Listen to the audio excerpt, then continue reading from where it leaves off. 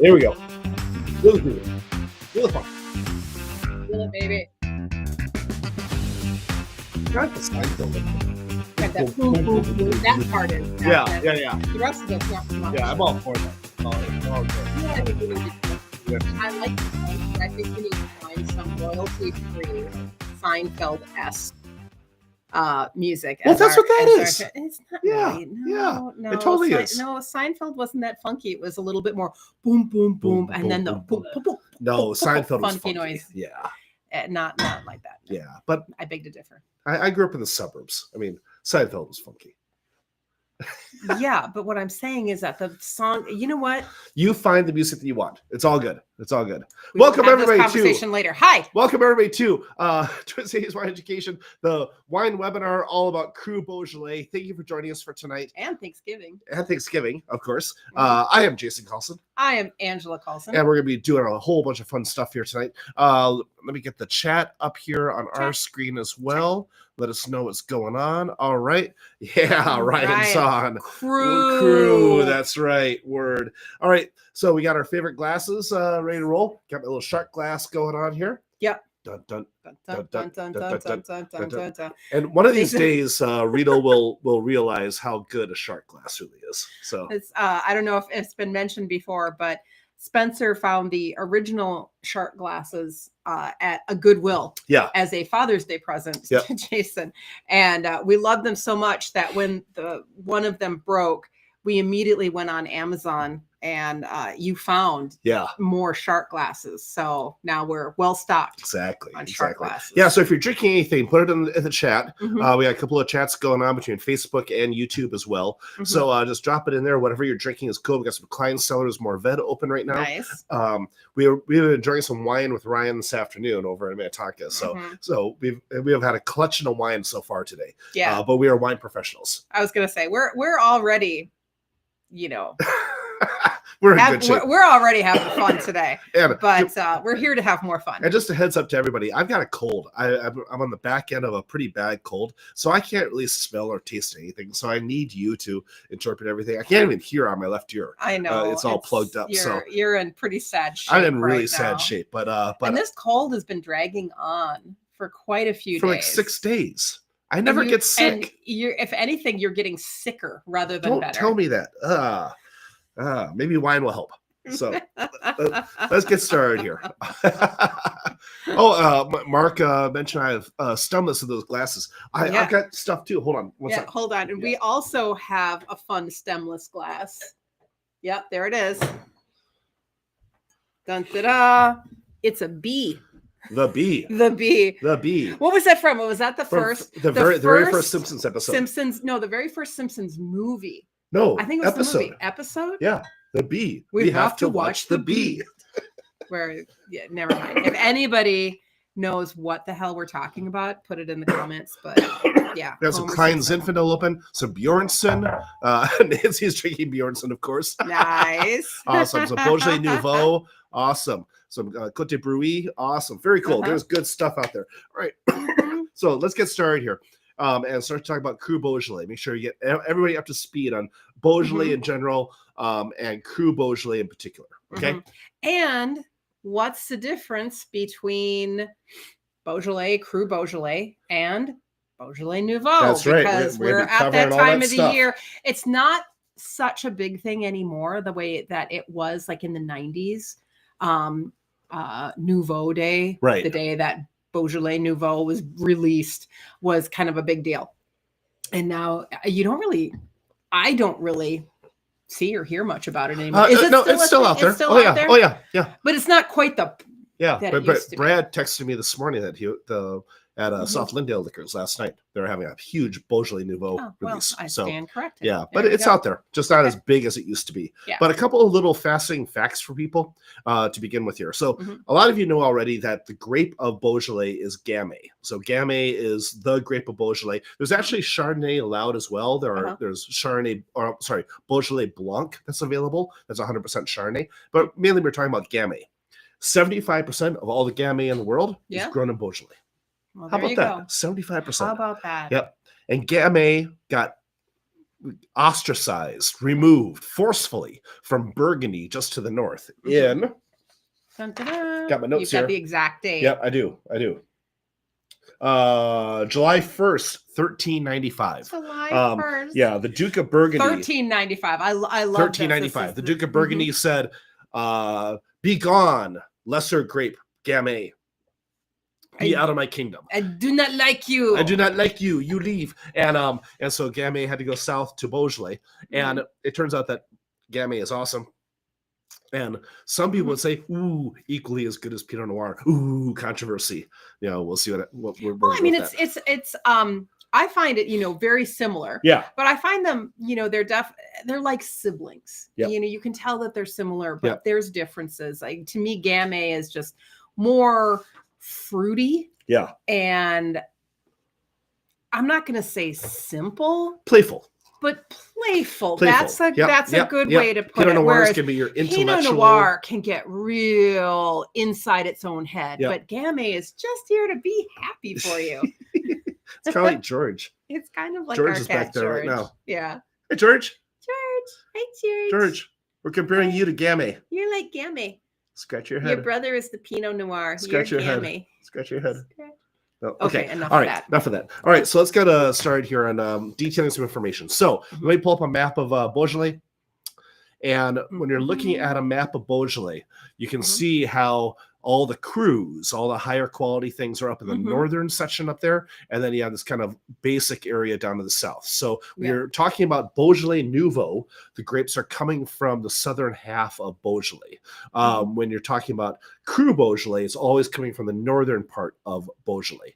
And within the northern part, you have 10 individual crus that all have their own personality.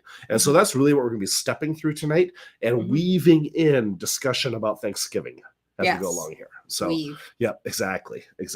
So, when we're talking about Beaujolais, let me find any more little fascinating facts here that I want to throw out to you. Factoids. Yeah. That's what I'll find out. Well, let's just talk about Gamay in general, just to begin with here. Then we'll come back to the crus and go from there. Okay. So, excuse me. So, Gamay, because of Beaujolais Nouveau for many, many years, Beaujolais Nouveau became a commoditized product mainly because of George Duboeuf. And back when I was at Certix in the 1990s, Beaujolais Nouveau release day was huge. I remember one year where George Duboeuf actually flew into the Twin Cities and had a Beaujolais Nouveau release party on the top floor of the IDS Center. It was huge. This is what I mean. Like back in the 90s, people showed up. It was massive. It was so popular that it even made it onto Sex and the City. As a reference. It even got onto Sex. Sex and the City. I remember thinking, "Whoa, Nouveau Day! That's wow. That's a thing." But because it became so big and so popular, the quality went down, and eventually Beaujolais got cast aside as kind of a lesser wine in general. And then there was a trough of energy. The resurgence of Beaujolais really happened because of natural winemakers that were dedicated to making low sulfur or no sulfur wines with no chemical additives in the vineyard at all, and really producing wines of dynamic quality. If you want to get the background of all of that, you read Kermit Lynch's book. The last webinar we did was all about Know Your Importer. We talked a lot about Kermit Lynch and his book Adventures on the Wine Route. If you read his chapter on Beaujolais, you get the whole story about the group of five is what it is. Yeah, but I think it's important. Or gang of four. Gang of four. It's important to point out, we keep talking about Beaujolais Nouveau and Nouveau release day and how big it was in the past. It's still around. I think it's important right here to just stop and define the difference between Beaujolais Nouveau and Cru Beaujolais. How about Beaujolais Nouveau, Beaujolais, Beaujolais Village, and Beaujolais Crus? Got four of them. How about let's just define why all of those Beaujolais are different than Beaujolais Nouveau. Okay. Let's just take the easy route first. Well, I think everybody knows that Beaujolais Nouveau is the fresh wine of the current vintage. So the Beaujolais Nouveau that was released this last Thursday throughout the world was a grape on the vine a month or 2.5 months ago in France, in East Central France. So it's brand new fresh wine. Yeah, it has fresh had wine. 0 aging. And one thing I want to really impress upon you is that Nouveau as a category exists everywhere in the wine world. Everywhere in the wine world celebrates their own Nouveau in some form. It's just that Beaujolais really marketed it extremely well, thanks to George Duboeuf. He did a great job of getting it out there. And I think I know we've mentioned this in the past from time to time, but those Nouveau releases sometimes were just a very, very small amount of wine just for the winery workers themselves as a kind of a harvest party. Yeah, it's a celebration of the end of harvest. We're done with the harvest. We're done making the wine. The wine is fresh and brand new. Right. It's not really ready to go yet, but we're going to drink it and have a party just to celebrate. It'd be whatever you harvested first is what you drink at the party at the end of the harvest. Yeah. You know, simple as that. Lori asked a good question. Why did George Duboeuf come to the Twin Cities and not somewhere like New York? He would normally go to New York or places like that. I think he went to the Twin Cities because we have a very strong French alliance society around here, and also money. Yeah, you know, that's my guess. I think probably there was some incentive for him to come here. Could be. We'll see. Or I don't know. Maybe he saw this as being a solid Midwest market that he could make an impact. Right. Exactly. With. Exactly. But yeah, I remember that year in particular. I never met the guy, but I remember talking to people that got to meet him that night. That was kind of cool.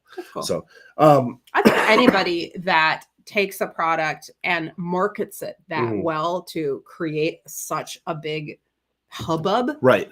It's, I mean, I deserve some love. I gotta respect that. Yeah, it's like you took something that was just for many years just kind of ignored by the wine world, and you turned it into a thing. Yeah, exactly. You know, that's a pretty big deal. So let me go back to the map here. So when you're looking at Beaujolais as an area, which is just south of Burgundy, if you harvest grapes from anywhere in this area, it can go into a bottle that's simply labeled as Beaujolais.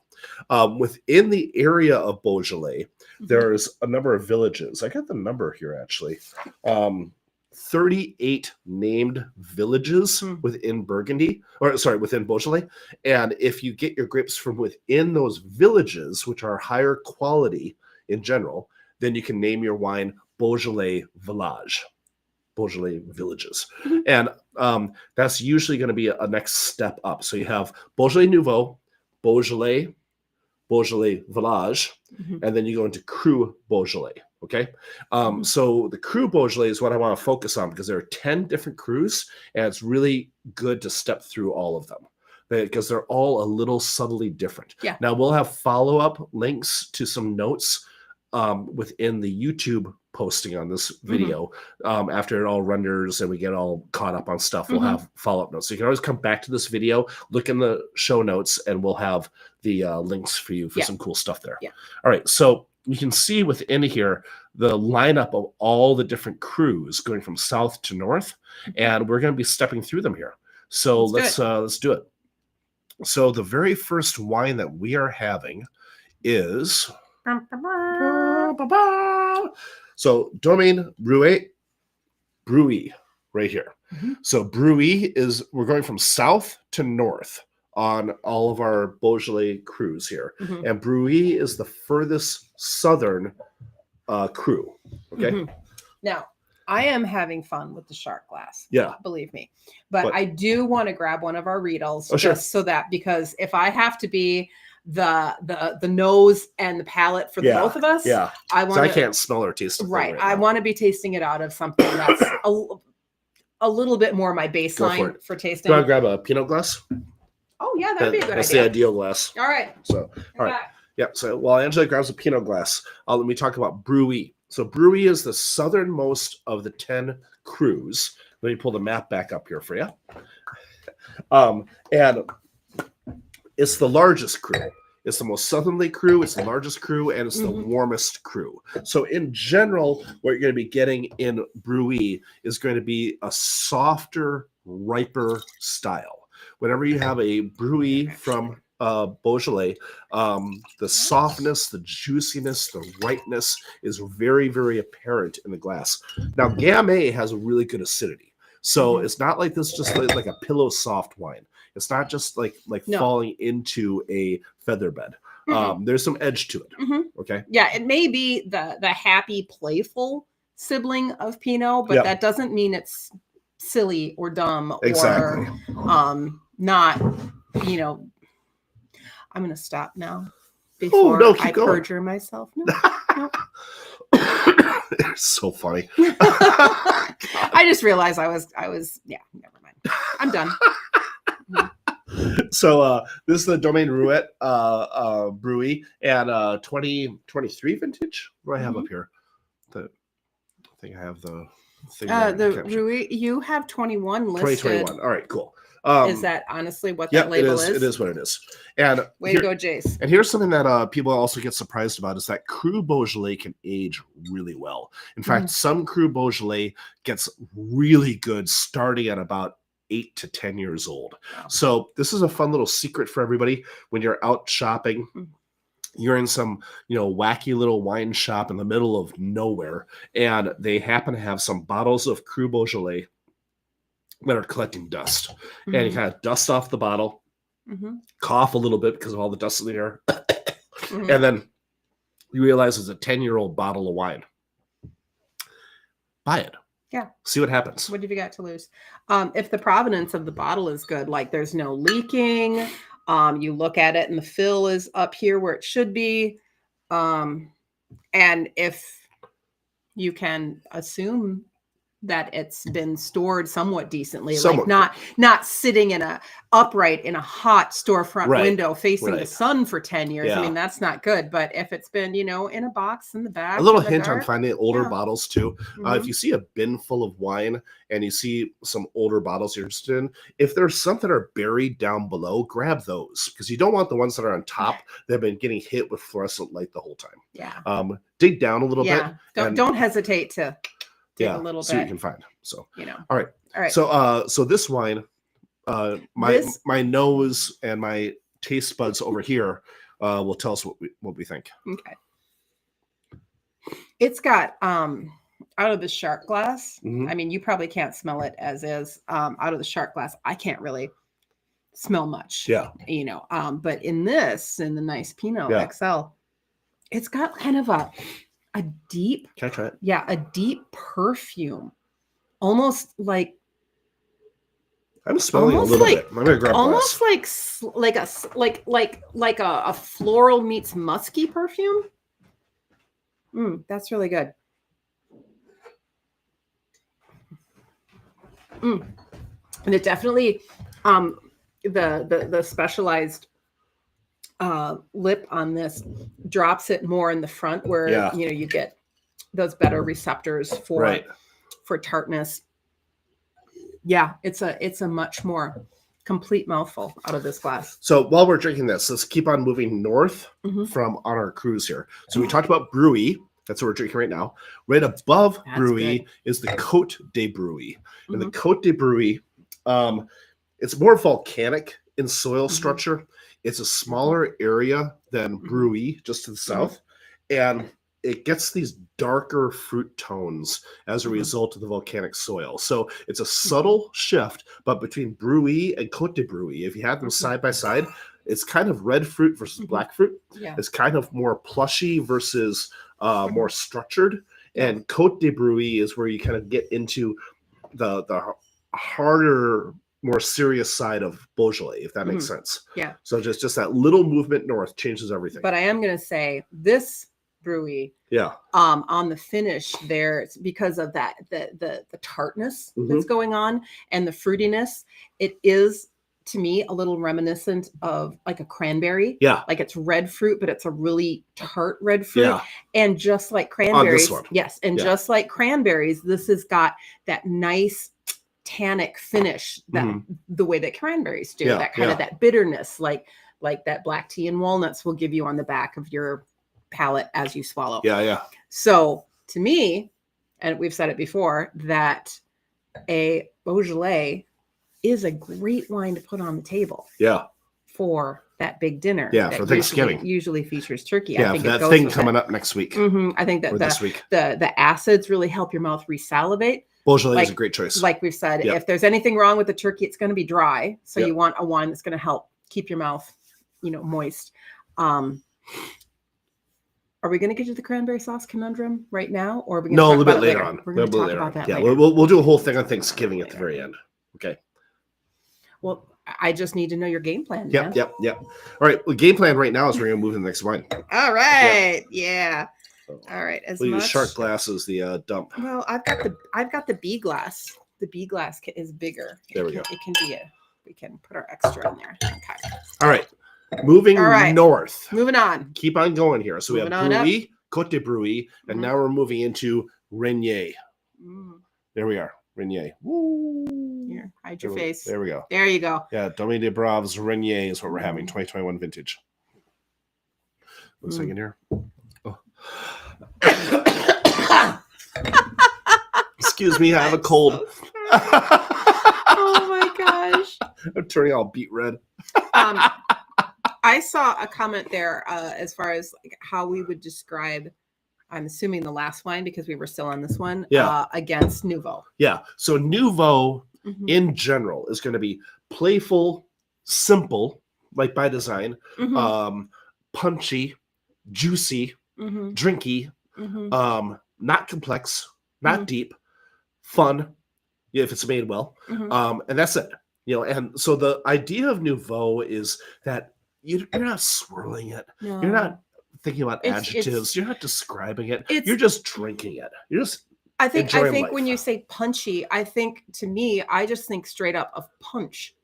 It's kind of like the wine equivalent of punch. A punch, yeah. Like in a punch. You're at a party and you get a scoop of punch. Simply Nouveau. Yep. Is wine punch in a bottle. Yeah. Thanks, Minneapolis Ben. Bless you. Thank you. We appreciate it. Oh man, that was a big sneeze. All right, so let's go further north here, and we're going to go into Renier because we're drinking Renier right now. Not as perfumey. Let's see here.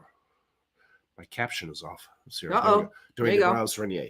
All right, so we're drinking Domaine de Braves Renier. So as soon as you go north from Brouilly to Côte de Brouilly and then into Renier, Renier suddenly becomes floral. Suddenly becomes roses. Suddenly becomes lilacs. Suddenly becomes bright and dancy. Butterflies flying around. Renier is beautiful stuff. Renier is all about the beauty of the wine. It's not about power at all. So all of a sudden, the Cru changes everything. So the emphasis here is big time on the differences, because from Brouilly to Côte de Brouilly to Renier, we're only 1/3 of the way through, and already we have 3 completely different styles of wine going on. Same grape. So this, when I first smelled it, it was very much like wet river rock, or like wet concrete. Yeah.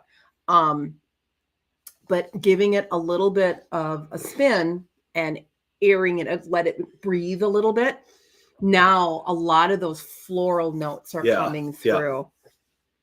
Yeah, still that little cranberry thing going on, but more floral notes going on. Brighter style, and it kind of smells a little bit, like either like dried rose petals, even a little bit like that violet candy. Yeah, the little hard candies that are all over France. Yeah, violet candy. We saw it all over France and in Spain too. Yeah, big time. Yeah. There's a whole store based on it. So it's beautiful stuff. Not quite as age worthy in the end. A little bit more just cheery.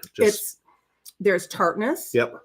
But it doesn't taste as complex as the Brouilly did. Right. This one was very much deep fruit and tannins. So the Brouilly was a little bit more serious side, and then the Renier is a little bit more kind of playful. Is lighter. Yeah. It's lighter on the palate. It's lighter weight, and I'm not getting that intense hit of tannins. There's a tiny bit, right? But it's not much. Yeah. But it's nice. It's interesting how it's the same grape. It's virtually the same area. Like if you're looking at the planet as a whole, I mean, it's pretty much right there. Well, and much difference? These two that we're having have had so far the same vintage too. Yeah, but just how things like just like a small move up Yeah. You know, in climate and hey, Stacy's on. Oh, hi, Stacy. Yes, hi. And then winemaking style too. But I think this is not so much the winemaking style, but just indicative of the area. Yeah. Just Laura asked what temperature the Cru is served. Beaujolais, whether it's Nouveau or regular Beaujolais or Village or Cru, is best served with a pretty good chill on it. We're serving these at probably about 55 degrees right around there. I mean, like, yeah, the bottles definitely feel, I would say, cool to cold. Yeah. Yeah. Not like straight out of the refrigerator. It helps the acidity pop. Yeah. So I always would rather serve a wine slightly, like a red wine, slightly on the colder side, because all it's going to do in your glass is warm up. Yeah, exactly. And if you start off with it too warm, you can't get it cooler very easily unless you go outside in the middle of a Minnesota winter, and your wine will cool off. But, yeah, it's fun. So I don't mean to rush us through these wines at all. We have 4 wines that we're tasting total, but the next one happens to be the next village. So we have to take one for the team here. Okay. Yep. There we go. All right. Now we are moving on. Let me get our little thing here. All right. Now we're going into Morgon. So here is our Morgon. Oh, there we go. Our Morgon. The Domaine des Gaudets Morgon Côte de Puy 2023. And so here, this is where I want you to pay attention. I want you to kind of memorize this stuff. Pay attention. Pay attention if you can. Come on, class. Morgon. When you go north and you hit Morgon, all of a sudden,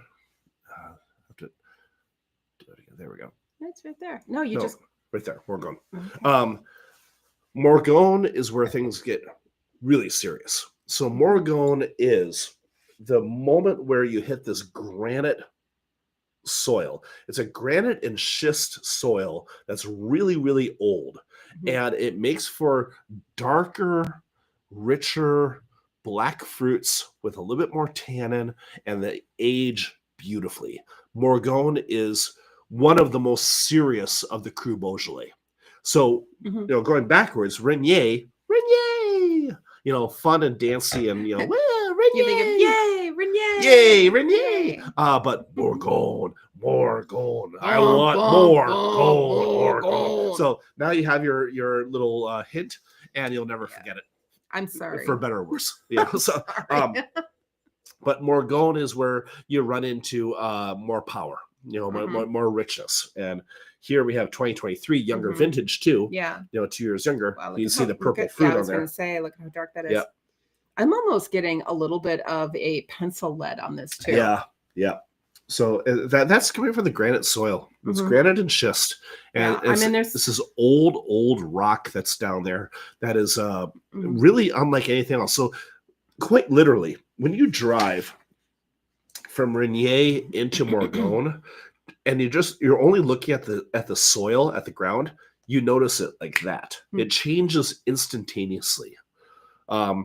Renier is much more sandy and more light soil, and then all of a sudden, boom, you're into granite and darker soil, and that's Morgon. So, yeah. Okay. A tell for me for Morgon is licorice. I don't know if I smell it right now because I can't smell much at all, but it's but kind of a licoricey thing going on compared to other Cru Beaujolais is what I always kind of pick up on. Sometimes a menthol thing. It's quite spicy. Yeah. There's a prickly spiciness mid palate going down the finish there. Right. That the others didn't have. Yeah, I don't know. I don't know if I get what you. Yeah, I'm not getting that. But not getting that. Yeah, but teach their own. It's all good. But the pencil. Yeah. Like a pencil. There's definitely. I mean, there's that the rich fruity. Yeah. Aroma, but then there is a darker yeah. element to the to the aroma too. Mark mentioned that stuff is good. Damn right it is. Good. Yeah. Damn right it is. I can't smell it or taste it. It's still good. I'm sorry. I will enjoy your share for you. Oh man. I'm taking one for the team. This cold sucks. Yeah. Well, you just have some more chicken soup. Yep. More chicken soup. And just stay in bed and sleep in tomorrow. Hopefully you'll be good for Thursday. Yep. I'll be great on Thursday, I'm sure. Okay. I've never had a cold last more than a week. So we'll see. Okay. Yeah. Think of me. Okay. Think of me as you're going through things. So all right. So far, we've had the Bruy to begin with. And then we move more north into Renier. Yay! And then we are now settling in on Morgon. Okay. So between these three, Ange, yeah. Which one do you like more? I know it's unfair. But... It is unfair. I actually got a lot of enjoyment out of the Bruy. Bruy? Yeah. The first one? Yeah. Because I thought that one was just, I don't know, it was just kind of a nice, if I'm thinking of Beaujolais and I'm thinking of Gamay, that's kind of the stereotypical what I'm thinking of. The other two were very lovely, are very lovely for a little bit different. I guess, I guess I'm kind of thinking, I'm really focused on the upcoming week and I'm focused on Thanksgiving. And I just kept, with that first one, with the Bruy, I just kept thinking, oh my gosh, this is just such a perfect wine for a traditional Thanksgiving dinner. I don't know, like tomorrow, if we get like another nice sunny day where it's kind of warm, you can sit on the south side of your house and kind of be warm. I would maybe say the Renier would be great to enjoy. This one and this Morgon is really, really lovely, but it's just darker, broodier, heavier. I don't know. You know what would be so good? What is some duck? Oh, and like some of Julian's potatoes. That he slices really thin, like creamy. But frozen duck is available at the Costco Business Center in Minneapolis. Pretty cheap, actually. I mean, for duck. And so you buy it, completely frozen, but a whole duck, all prepped and everything ready to go. But sort of keep that in mind. There you go. Kelly asked you share the map, teeny words. Yes, we will. Yep. We'll have that in the follow-up notes on the YouTube page. Okay. But that'll be coming through a little bit later on. I was trying to find it right now to share it with you, but I can't find it on my hard drive. And the thing is that when it comes to YouTube, and especially the live broadcasts like this, I think we're still kind of noobs when it comes to all of the bells and whistles and the capabilities of what we can do. Right. But truth be told, we rushed home and we started to set up really quick. After drinking all that wine with Ryan. Yeah, thanks, Ryan. That was awesome. That was awesome, by the way. Ryan's fault. But one way or another, we will have either like a page on the website, a link on this video once it's finished, whatever, to a whole bunch of things that you can download. So anything that you would like to know or be able to download, just put in the comments to make sure that we get that taken care of. Yes, exactly. On our follow-up mission here. All right, so we're drinking some Morgon right now. We are. So going north from Morgon, we run into a little place called Cherublis. And Cherublis is a big sudden shift. It's the highest elevation in all of Beaujolais, and all of a sudden the wines become more delicate. So this roller coaster of the Cru Beaujolais is kind of what I want to emphasize to you.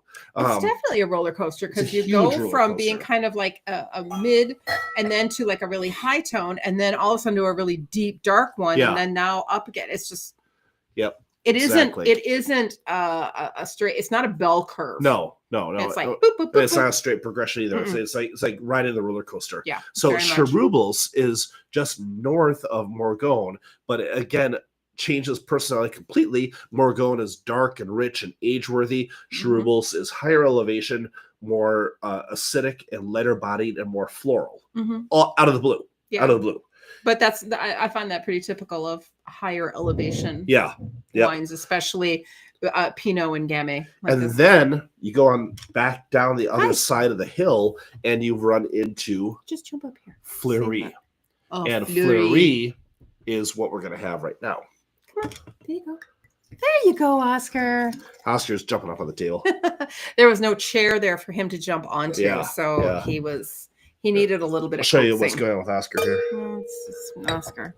Oscar. Hi. Oscar, say hi. Say hi. Say hi, Oscar. No, he doesn't want to. Okay. Never mind. Just put the camera back. Right, okay. Cool. No. All right. We tried. We did, tried, Oscar. We tried. All right. So let's go into Fleury. Let's do it. Fleury. All right. So Fleury is well known for elegance and finesse.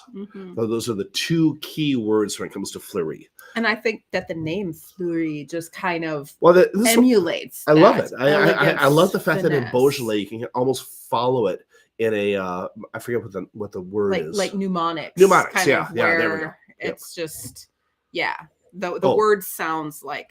Change our caption here. Oh, captions, yes. Yep, there we go. Ta-da! There it is. Yep. Fleury. Oh, I have to do it again. There we go. There you go. Okay. Yep. All right.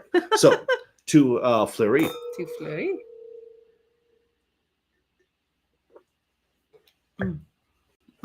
So in the spectrum of Gamay from Beaujolais, I'm going to say that it's not that 80% of them are more similar than different. It's not that 50% are more similar than different. I'm going to say about 30% are more similar than different. Okay. You know, and that leaves that 70% room for the differences between the terroirs. Yeah. This is light-bodied. This is beautiful. This is I mean, it's not inky thick. You can see through it, but the color, even just this little bit, it doesn't look as that it's going to be as light on your palate as it is. You taste it. And this is the kind of wine that's all the rage on the East Coast right now. On the East Coast, especially in New York City, a lot of somms are gravitating toward these slightly chilled red wines, lighter bodied, fresh styles that don't look it in the glass. Yeah. You know, and so this one actually does have some inkiness when you're looking in the glass, but at the same time, this brightness on the palate, the seesaw of flavors. This is very much of the moment right now, and that's very, very Fleury. This to me reminds me of like a really ripe strawberry. Yeah. One that's so ripe it's almost leaning into fermentation. Yeah. But just something that there's acids there, but not nearly as much as some of these others. Yeah. And a little bit of tannic, kick on the end, but it's mostly just kind of this rich rolling red fruit. Yep. Damn. It's yum. God. Yes. So and good. Again, elegant finesse. Yep. So we're going to keep on drinking that. I want more. All right. That's really good. Let's do that. I think that's my favorite so far. I would have to. You like the Bruy though. I would, before we're done, I want to do this and the Bruy side by side and just kind of compare and contrast. Okay. So going back to our map here while we drink our Fleury. Fleury is all about being pretty. It's all about being elegant. Look at that pretty color too. Oh my gosh. It's like a almost a violet red. It's so pretty. It's so good. All right. So you go just north of Fleury and you hit an area called Moulin-à-Vent. To what? Moulin-à-Vent. Moulin. A mill? Moulin? Yeah, Moulin. Okay. Moulin-à-Vent. So Moulin-à-Vent is a lot of times considered the king of Beaujolais. The top dog, the big gun. This is the powerhouse. This is where you get Cru Beaujolais that's going to be structured. It's going to be powerful. It's going to last with some aging. Moulin-à-Vent is what you find at a shop and you simply buy. Just simple as that. Okay. I really, really love Moulin Avant. We don't have one right here tonight. Yeah, I'm sorry. We only have 4 wines. I'm sorry. We should have more. It's why we do webinars, is so we can get wine. Yeah. So the thing about Moulin Avant is that there's a lot of manganese. I can't hear it all, and I can't talk at all. You're not talking about magnesium. No, magnesium. Magnesium In the soil. In the soil. Yeah. Magnesium. Yeah. So magnesium heavy soils, and magnesium is poison to grapevines. Which doesn't sound good. No. But in delicate quantities, it simply reduces the yield of the vines. And so what happens in Moulin Avant is this concentration happens because of the high magnesium level in the soils. So darker fruit, spicier fruit, heavier, age-worthy things. So when you go just north from Moulin Avant, you hit Chenasse. And Chenasse is the smallest of all the crus, and it is simply perfumed and beautiful. All of a sudden, you get this pink granite that's all over the place. And again, driving south to north through the Cru Beaujolais, you can literally tell what's happening as you look down at the soils. That's so cool. Yeah. I'm going to go grab another glass. You keep talking. Okay. Do you want another glass? No, I'm good. Because I want to do those 2 side by side. Yeah, no, I'm good. Right. I'm good. I can't smell or taste anything anymore. That's so right. It's all good. You can't. Yeah. So yeah. Why waste good wine on you right now? I'm trying. I know. It's so sweet. Yeah, I it's try. So sweet how you try. All right. Okay. Then just north of that is Julianas. And Julianas is all about this diversity of soils, and the wines end up being savory in their style. Ooh. So, like I said before, this roller coaster that we're going through on Beaujolais it's not easy. It's not a linear progression. All of a sudden, things are very, very complex, and they change often. So, we're not even at number 10 yet. But when it comes to Beaujolais and the crus, find 1 or 2 or 3 that you kind of memorize and seek out based on your own personal preferences and go for it. Yeah. So Julianas, second to the top, is savory. There's a roundness, there's a richness on the palate that is just magic. I find that exploring these crus in Beaujolais is almost for me more fun than Burgundy. Yeah. Really? As much as I love Burgundy, but just because the price points on this are a little bit better. Spencer, don't go anywhere. It's a little bit simpler to figure out. Yeah. It's not quite as complex, and there is such dramatic change. Yeah.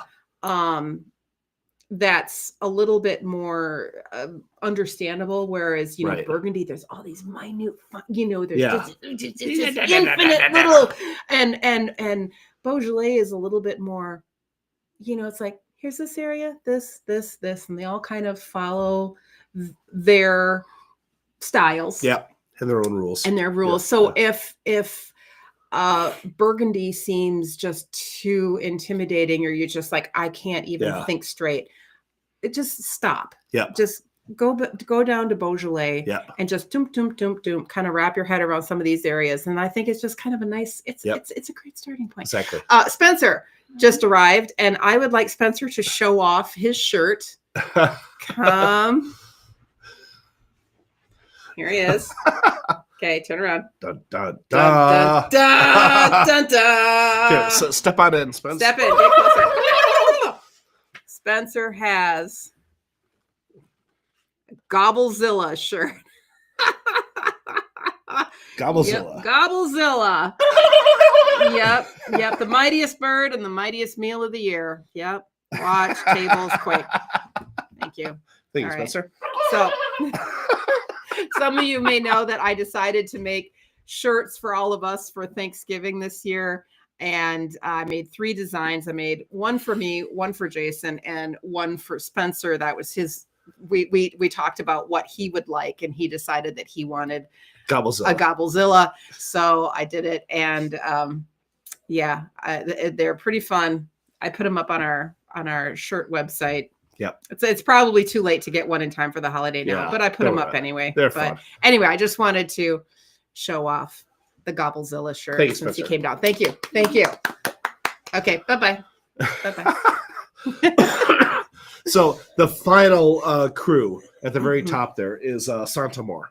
And so what I want to make sure you know about Saint-Amour is that it is a gigantic roll the dice. When you're talking about Saint-Amour, you're talking about an area that can range from light and beautiful to intense and heavy. It all depends on the producer and the vintage. But Saint-Amour borders the Macon in Burgundy. And there's actually a little kind of like a DMZ zone where you can actually be Beaujolais and or Burgundy at the same time there. Which is why this area is all of a sudden more complex. Yep, exactly. The other ones are pretty straightforward. Exactly.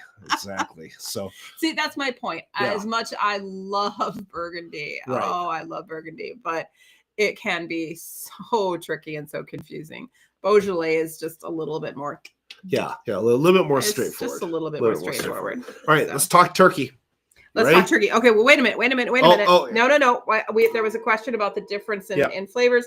So right here's the Bruy, and here's the Fleury. Okay, so the Bruy there. Okay, and you have the Fleury, which is that one right there. There. Right. All right. Okay. So Bruy, Fleury. Okay, so. Yeah, again, just kind of perfumey and yummy. Oh, this one is much more fruity. Yeah, big fruit on that smell. Yeah, it's a little more delicate. Okay.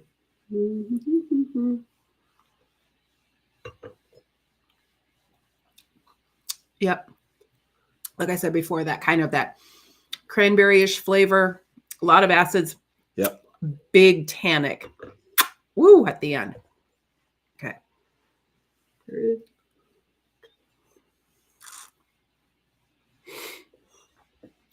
Yeah. Again, a little tannins, some acids, but again, it's a little bit more like a riper strawberry. Yeah. So cranberry, ripe strawberry. There you go. Simple as that. Yeah. Somebody asked, can you show us a map of where the Beaujolais region is within the map of France? I don't have it called up right now. I apologize. But east central France, the kind of continental France. Okay, so toward here. If this is France, you get Paris is up here. Yeah. It's like right here. Right there. Right down here. Yeah. Sorry. The only thing I can think of doing. Can I wait a minute? Let me draw a picture. Give me a pen. You'll find a pen. I've been drinking a lot of wine today. Yeah, we have been, but that's what makes life fun. Yeah. Do you want to draw a napkin? No. That's okay. Okay. So I'm just gonna draw a picture for you. Wait a minute. Okay, that's a really, really crappy version of France. That's France. Shut up. Okay, there's Paris. This and this. Okay, so here's France. That's close.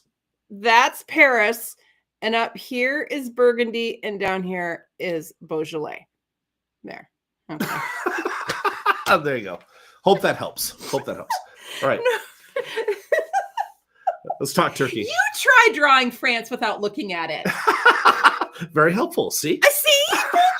Thank you. Thank you. Yeah. Yes. All right. Let's talk turkey. Ready? Let's talk turkey. All right. Thanksgiving. Then we're going to wrap it all up. With Thanksgiving, here is my personal advice. And then I'm going to throw it to you, and you can throw your own personal advice. Yeah. My personal advice is the wine killer. The wine killer. A lot of you have heard this before, is cranberry sauce. Cranberry sauce will destroy any wines that you have at the table. And I encourage you to pop a really nice bottle of wine that you've been looking forward to enjoying. Doesn't matter what it is. Have a sip of it, relax and enjoy it, absorb it, have it go deep into your soul. Then have a bite of cranberry sauce and then have the wine again. And you'll learn right away how bad that wine can be with the wrong food. And I don't care if it's homemade cranberry sauce or that Jello can that comes out and it's shaped like a can. I don't care what form your cranberry sauce takes. It all ends the same way. Badly.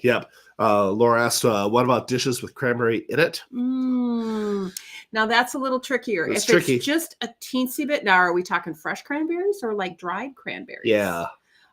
If it's just a tiny little bit, like a little dried cranberry in the middle of a salad, you're probably going to be okay.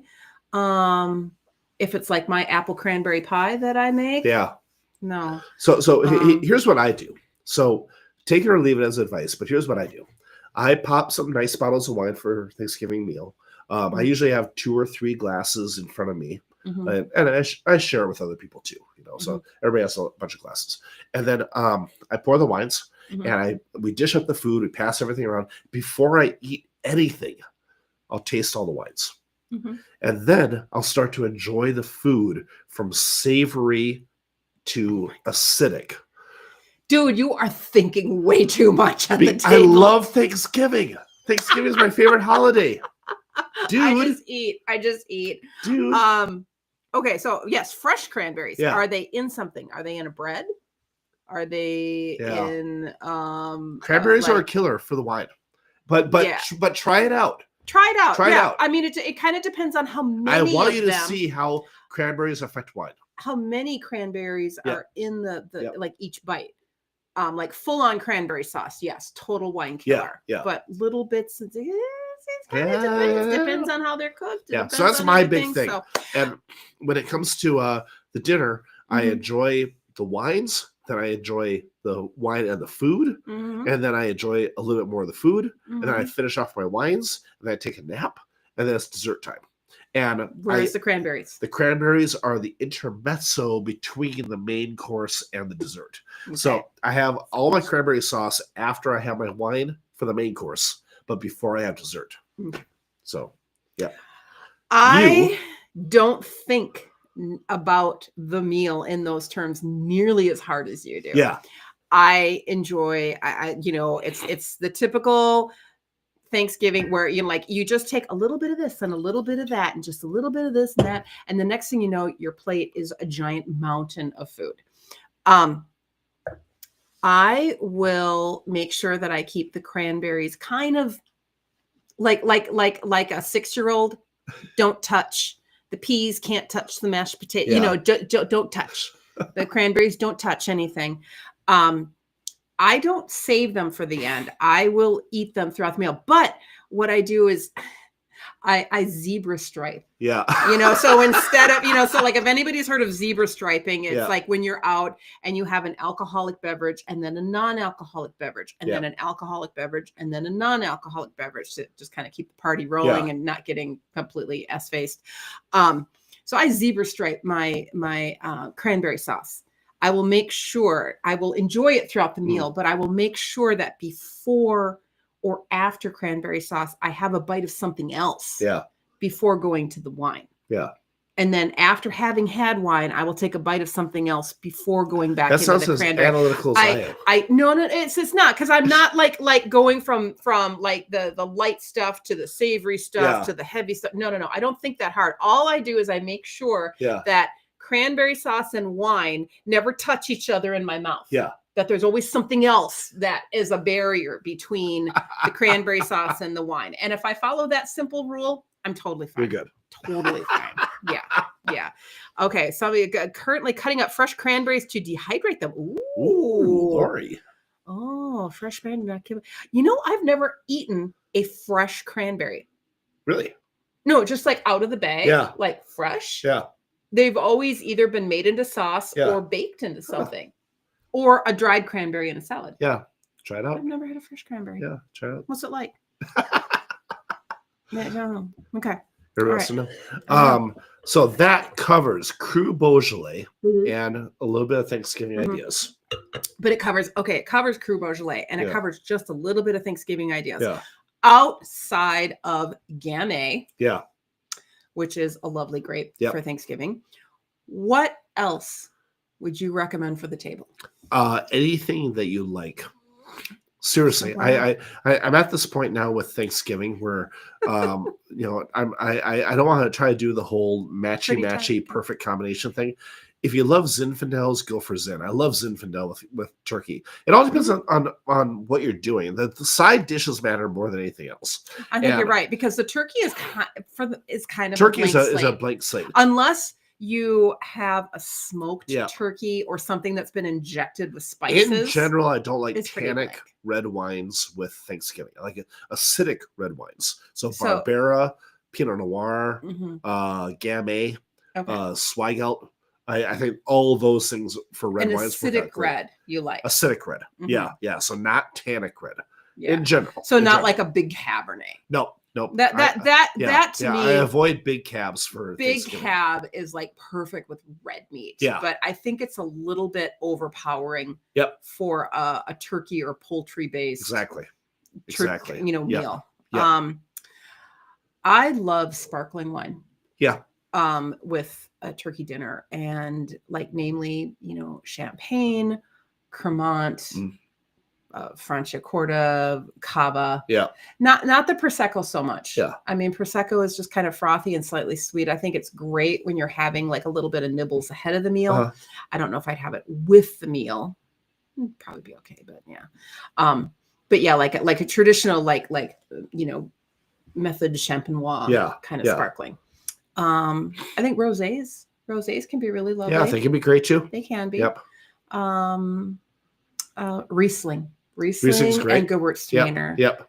Something it's white and punchy, and it's got just like a dry Riesling or just like a tiny touch of sweet on there. Yeah, bubbles go with everything. Bubbles do. Yep. They go with everything. You know what I'm talking about. What I love about Thanksgiving is it's the opportunity to just step it up a little bit, pop some special bottles, pop something that you've been looking forward to drinking.